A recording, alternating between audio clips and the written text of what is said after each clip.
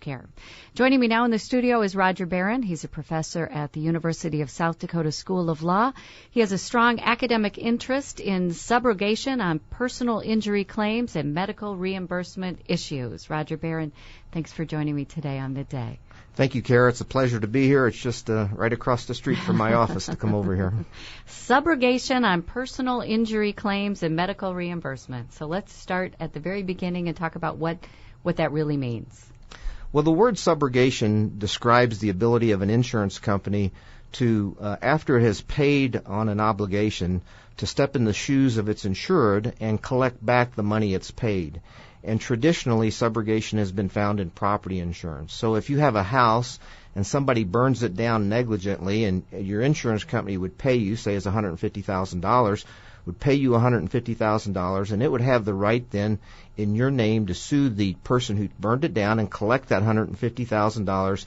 And if that's awarded to the insurance company, it would then get to keep it. So subrogation is the ability of an insurance company to collect money that it's already paid against the person who was responsible for the damages. And traditionally, it's always been permitted in property damage situations of property insurance.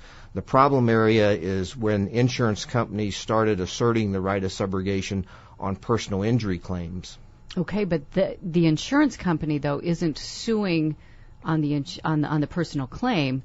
The person injured is doing the suing and being awarded money, and then the insurance company is asking for the money back, right? That's the way that's evolved in most cases, but the insurance companies do retain the right to bring that lawsuit in case the insurer doesn't.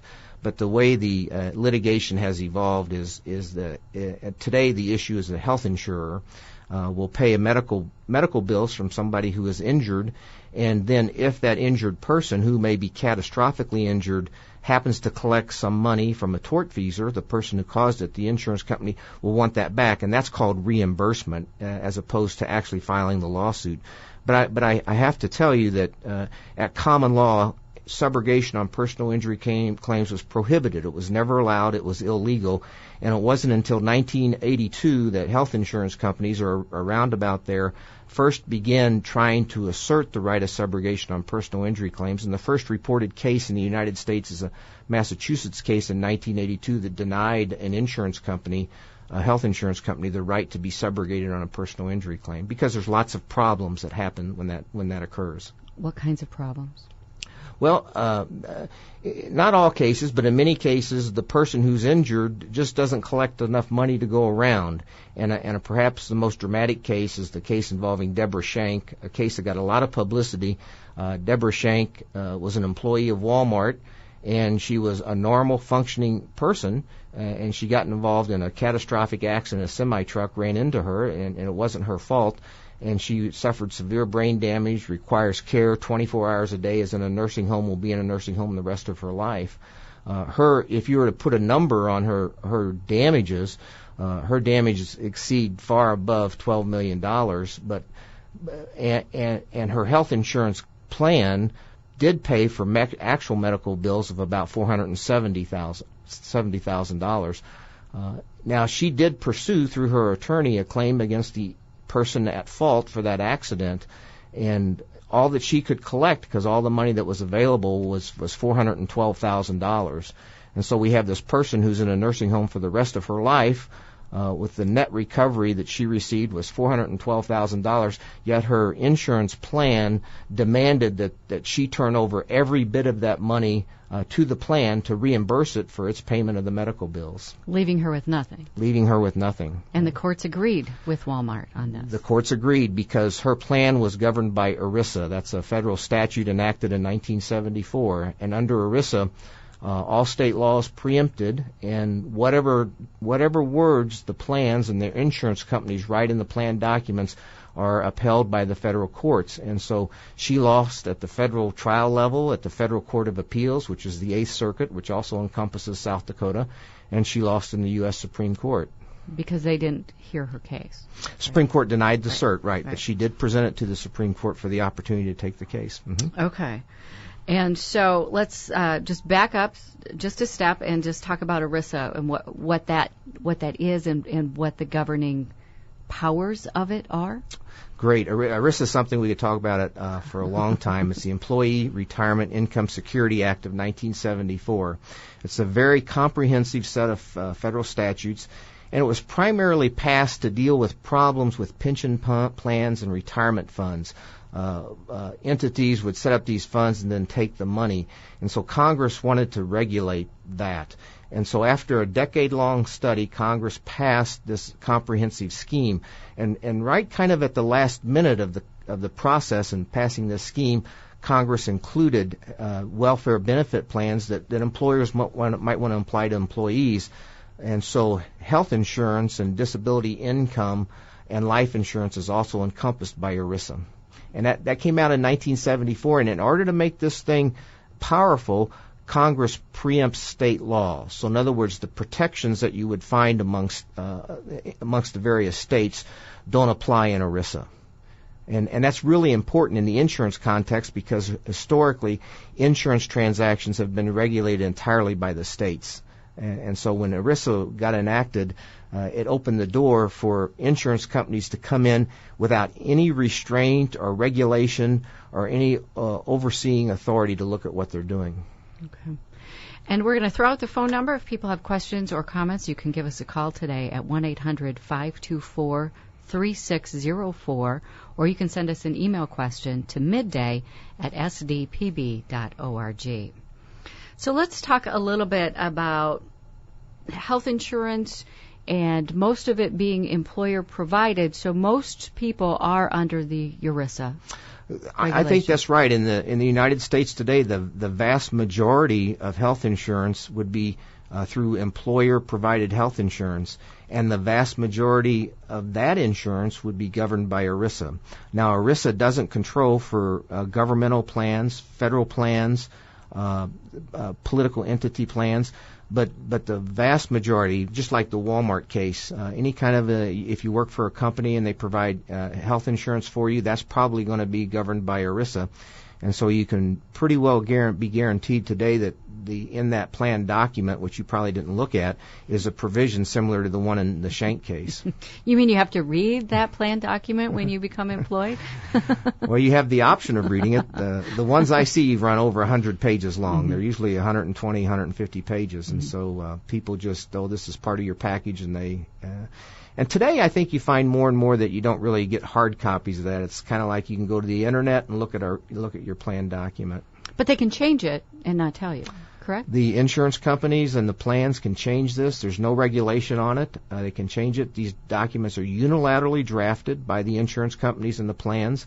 And there's no supervision. In a normal insurance transaction, that insurance policy has to be approved by the state division of insurance. And so we have people in each state that look at these plans and make sure there's not overreaching. But for ERISA-provided insurance, there's no protection there whatsoever. Not only do they change it, but they try to make it apply retroactively. So if that provision wasn't in effect when you had your accident, they're going to put it in effect and try to say it applies to you when you did have your accident. And let's spill the beans about the Walmart and Schenck case, because even though the courts agreed with Walmart and they were entitled to taking all of the money she received, in the end, Walmart did what? Walmart did a turnabout, but there was much public pressure, and the case ended up on the front page of the Wall Street Journal, covered by every major news network, and finally Keith Overman, he has this little segment called Worst Persons of the World, and he started tagging Walmart as the worst person in the world on consecutive days until Walmart changed its mind, and Walmart did change its mind. It let Deborah Schenck keep all of the money and then vowed to change its plan document to not do this again for other employees who have catastrophic injuries. And Walmart has, in fact, changed its plan document. So Walmart has done a good thing. But are there times when the injured person can come out ahead and paying back the insurance is the right thing to do?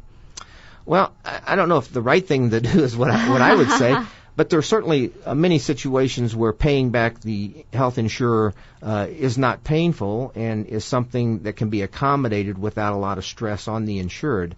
A lot of times the insured has to secure the services of an attorney to make that recovery, and so there's an attorney fee that has to be paid. And even with that occurring, there's still times when the insured can keep a little money and the insurance company gets paid back, the health plan gets paid back, and there's enough money to go around. But these plans have become rather brutal in that they require what's called first dollar priority. Any and all money you get has to be applied to this first without regard to how it leaves you, just as it did in the Shank case. And so how much money are we really talking about in this whole reimbursement? Well, I'm using industry statistics, and these are statistics given to the U.S. Supreme Court in briefing. And once again, we're talking about subrogation that was never allowed at law on personal injury claims, but now permitted under ERISA. They collect over $1 billion a year across this country, and that money goes to these insurance companies providing insurance on the risk, goes to the attorneys that are making these collections. It's an unbelievable industry that's developed just to try to pursue these and take the money away from people like Deborah Shank, who are living in a nursing home catastrophically injured. And when it comes to health care reform, what needs to happen?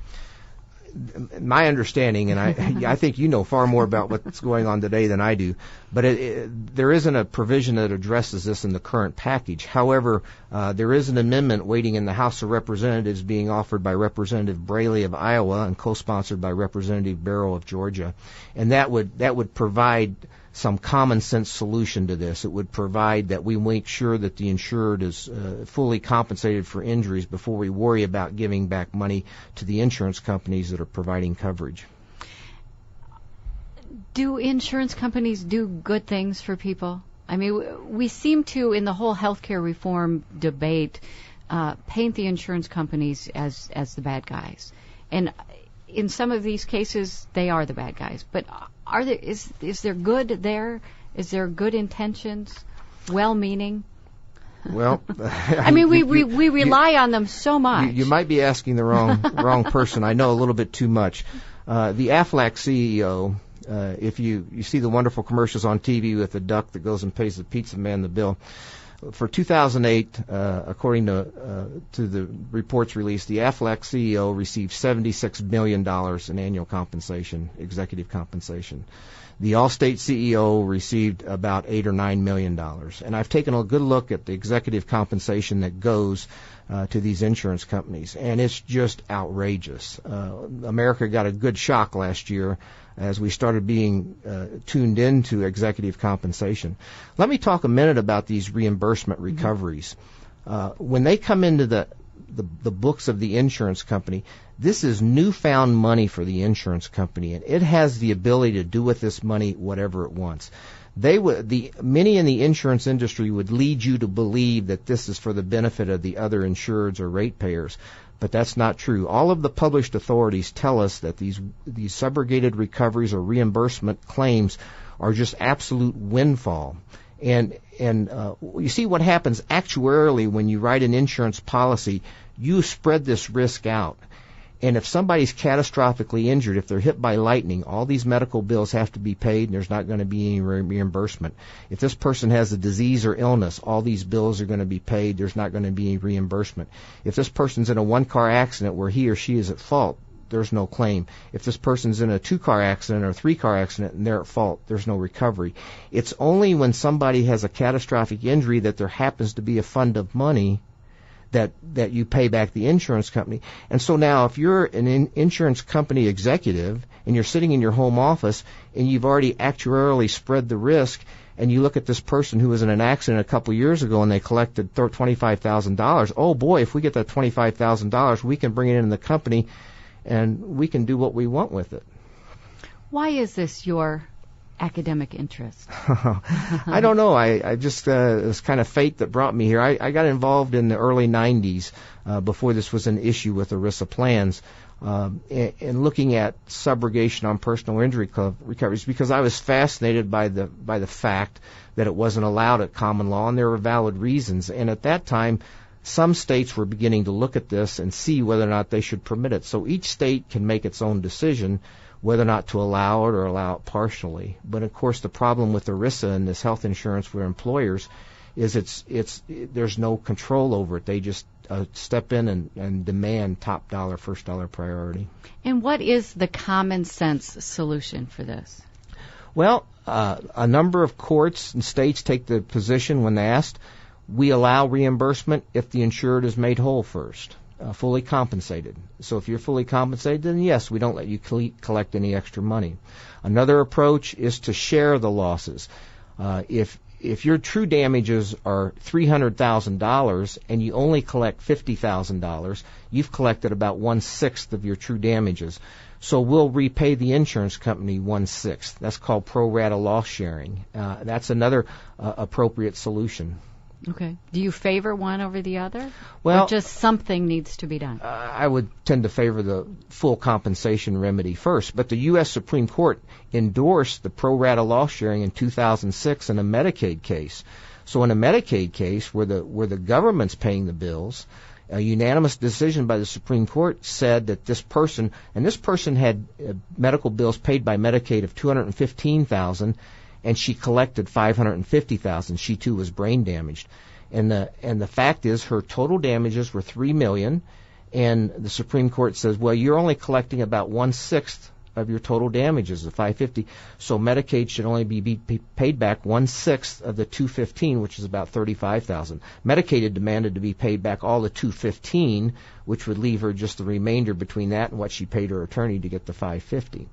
And so I like that solution. I like the full compensation solution too. But anything's better than what is happening today in our federal courts, which is first dollar priority to health insurers. And the health insurance or health care is such a personal issue. And people are angry and scared and confused over the whole health care reform process. After hearing some of these stories and what can happen if something bad happens to them, is it going to add more fear out there, more concern, more confusion? Well, I think people walk around thinking they're invulnerable, and nobody thinks they're going to be catastrophically injured. And so this particular issue, it's hard for me to advocate for change because there's not an army of people that I can line up. These people are seriously injured and are ashamed. I mean, we have our case, not ashamed, but they're injured. They have, they don't want to go on the public with their injuries and talk about how they don't have, and they're living on welfare now. So I don't know that this is going to inject any more fear or panic into the debate that's already out there, but it's certainly something that could be logically and reasonably dealt with by Congress. And I would hope that Congress would take a look at it. And I've written and provided great information to each member of our congressional delegation on this issue. And what is their response? I haven't heard a thing, although I do want to say back in 2000, Senator Tom Daschle was very much interested in this, and he asked me to be part of the Patient's Bill of Rights, which was debated in the Senate, and I drafted legislation for that. And that Patient's Bill of Rights did pass the Senate in the summer of 2001, but that was right before 9/11, and after 9/11, this whole thing went away. Concern about individual rights and patients in the Senate Bill of Rights. And so it's been a long process for you. I've been involved in 3 cases that have gone to the U.S. Supreme Court. I've been in the U.S. Supreme Court and participating and helping the briefing and there for the oral argument, and been involved in 2 or 3 rounds in Congress drafting legislation. And so if there is some kind of government-provided insurance, what will that mean for this, for ERISA? I mean, will that be a part of it? Will that be governed? Well, that's a great question. I mean, that should be anticipated and written into the insurance. If government provides insurance, how are we going to deal with this issue of reimbursement? The funny thing today, and I don't know if funny is the right word, but the irony today is in government-provided insurance today, there is no absolute right of reimbursement. And for example, under the Federal Employees Health Benefit Plan, there is no federal right of reimbursement. And so if you're a federal employee and you get insurance through the federal government, Congress has not given that right of reimbursement. Whereas if you're employed in the private sector by a health insurance company through a plan, you have to pay them first dollar priority on the claim. And there's also ameliorative doctrines built into Medicaid and Medicare. So So I can't help but think Congress wouldn't be involved in looking at this issue. But under the current state of affairs, the private insurance industry has run unabated over the last decade in giving themselves a self-granted right of reimbursement, top dollar priority, and that has unfortunately been enforced by the vast majority of the federal courts because ERISA says federal state law is preempted. So one of the cases I read preparing for this conversation dealt with a young woman who was injured, and the insurance company sent this form to sign saying if you sue and are reimbursed, you have to pay us first, and if you don't sign this form, we're not going to pay anything. So that's happening also. That is happening also, yes. It's just a matter of gamesmanship. When, I advocate on behalf of victims, and I always have, and as soon as we have a victory, the other side figures out a way to get around it. In 2002, the U.S. Supreme Court denied reimbursement to an ERISA plan in a case out of California, out of the Ninth Circuit. And then the insurance industry figured out how to draft around it, and they've done so successfully. And then when the issue was revisited in 2006, the health insurance industry won. The ERISA plan was allowed reimbursement. So when we get minor victories on a case-by-case basis, and that's one of the devices is, well, we're not going to pay you anything until you absolutely agree in writing that you give us back any money that you collect. Wow. And so your gut tells you what is going to happen with this issue and reform. I hope that we bring light to it. The more light we bring to it, I think there's a great chance that it'll be addressed. Thus far, the insurance industry has benefited by the fact that this has been kept under wraps. The best thing, even though it was a terrible catastrophe for Mrs. Shank, but the best thing that happened for this cause was her case and the fact the Wall Street Journal ran this case on the front page of its paper, because that triggered a great deal of media attention to the case. Okay. Roger Barron, thank you for being on Midday today, and we will continue to follow this, and we'll have you back again to continue the conversation. Thank you so much. Thank you, Kara. You're listening to Dakota Midday on South Dakota Public Broadcasting.